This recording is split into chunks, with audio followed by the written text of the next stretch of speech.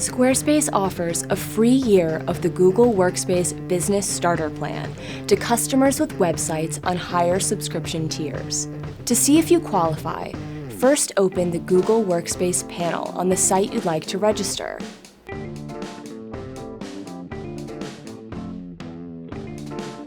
Choose the Business Starter Plan, then choose a monthly or annual payment plan.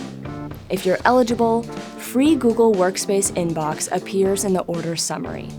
Keep in mind, the free offer won't display until you reach the checkout page.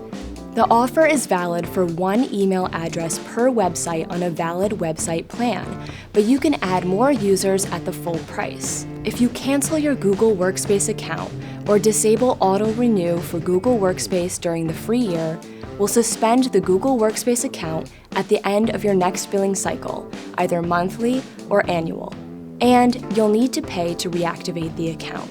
Please let us know if you have any more questions. We're always here to help.